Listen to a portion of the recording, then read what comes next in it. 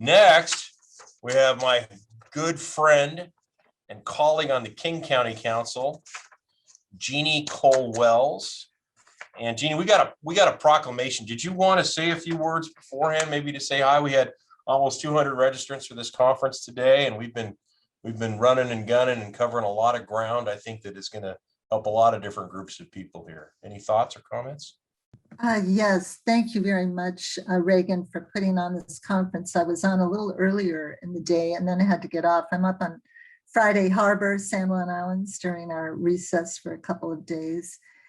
So I'm calling from a hotel, a lodge room. But this is a very important topic, as everybody here knows. And for me, and I have a sociological background, I've done research on this, but this is something, addiction strikes without regard to social class, to race, to ethnicity, to gender. It hits all families in all income categories. And I've had personal experience with this with my family and my husband's family. Many of people around knew my mother before she died several years ago, just under the age of 98.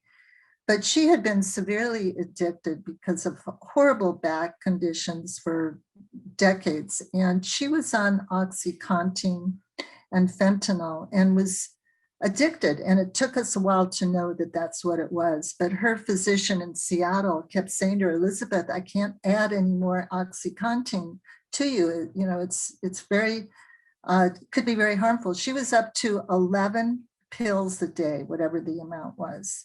And she was on fentanyl as well with pain patches. And on a short vacation we took her on, she had forgotten to change her fentanyl patch and went through the addiction withdrawal symptoms, which I wasn't sure of at the time. It was a nightmare for years and years with her and for her. And she would go into pain crises and the doctor would reluctantly add more fentanyl to her. This was before we learned how horribly addictive it was. And my brother finally took her to a physician who indicated that she could take her off of this, could get her well. And it took a while, but she did. And by the time she died with a clear head, she was taking extra strength Tylenol. And that was it.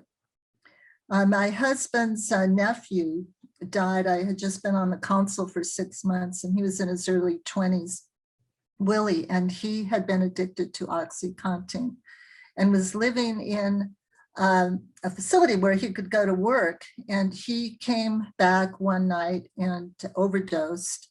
There was naloxone in the facility, but no one knew behind the door that he was being killed.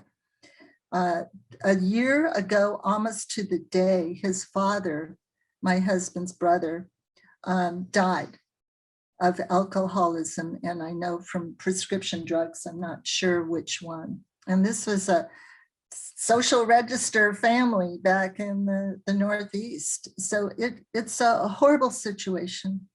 And I so applaud you for convening this conference, Reagan Dunn.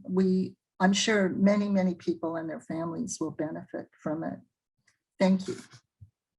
And thank you for asking me to participate. Well, yeah, thanks, Jeannie. Gosh, thanks for sharing. And we're so heartbroken by your losses. And I know you have a personal connection, and plus your work on this sort of thing for years and years. I appreciate your willingness to share this proclamation with us. So let's go ahead and do this together. And you're going to read the first line of the proclamation, and then I'll alternate with you. Go ahead, Jeannie, please. Okay, thank you, Reagan.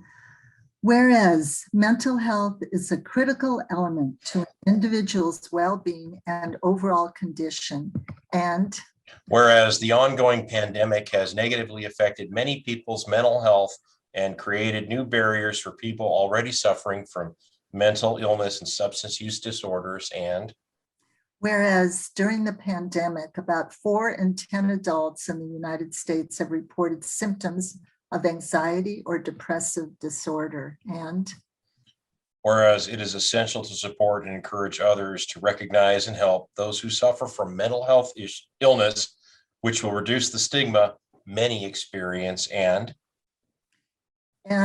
whereas with effective treatment and assistance, individuals with mental health conditions can recover and lead full, productive lives. And whereas each government agency, business, healthcare provider, school, and person share the burden of mental health problems and has a responsibility to promote mental wellness and support prevention and treatment efforts. And whereas, as we conclude the King County Conference on Addiction Disorders, we ask that you will do going forward to help those who seek recovery.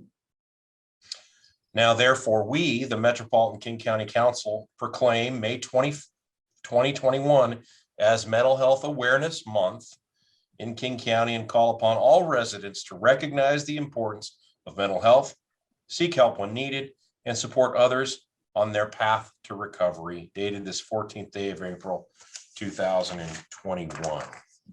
And so thanks, Jeannie, for that proclamation and your leadership on these important issues.